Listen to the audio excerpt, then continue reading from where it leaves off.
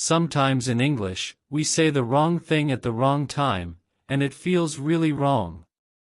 You try to sound polite, but your words don't come out quite right. You smile when you're nervous, and then people look at you like you're heartless.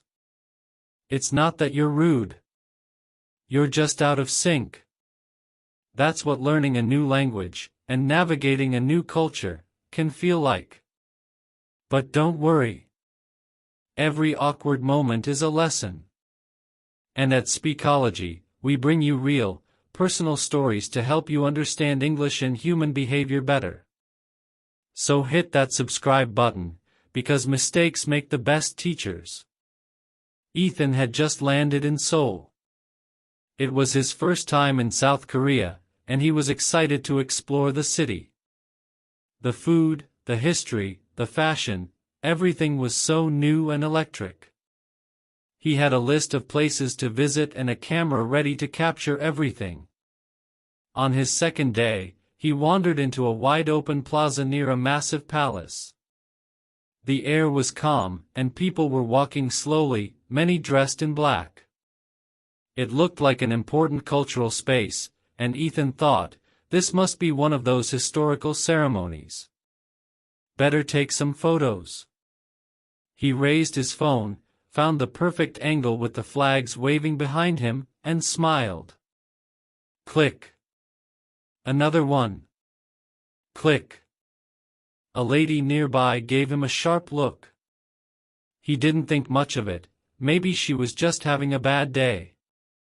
He walked closer to the center, where a huge portrait stood on a stage surrounded by white flowers.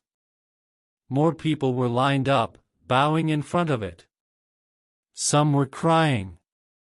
Some were standing silently with their heads down.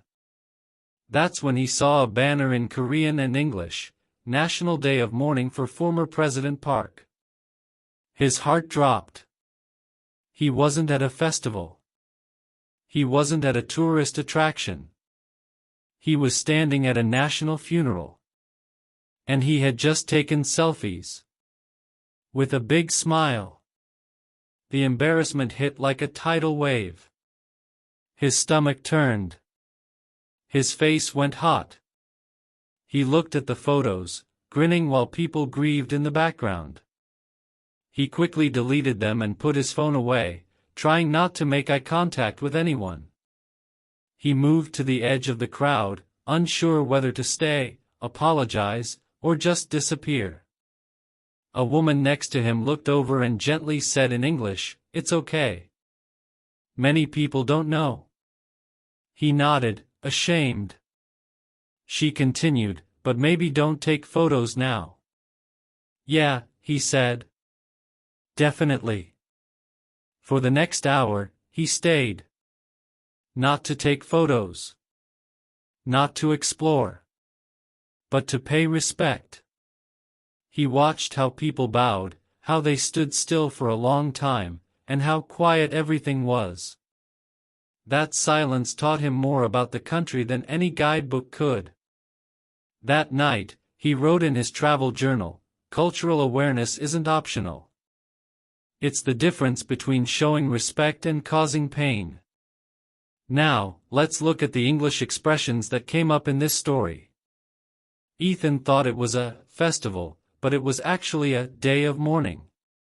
He took selfies, then realized he had misread the situation. His body reacted, heart dropped, face went hot, stomach turned. These are vivid, emotional expressions we use all the time to show embarrassment, regret, or shock. When you say, "My heart dropped," people understand instantly. You made a huge mistake or got terrible news. It's natural English. It's emotional. It sticks. Learning English isn't just about grammar. It's about learning when to speak, when to stay silent, how to read a room, and how to apologize when needed. Stories like this one teach you all of that in context. So if you've ever made a mistake while traveling, or said the wrong thing in English, just know, you're not alone. And if you can learn from it, you're winning. Subscribe to Speakology for more real English from real situations. And tell us in the comments, what's the most awkward cultural moment you've had while learning or traveling? We've all been there.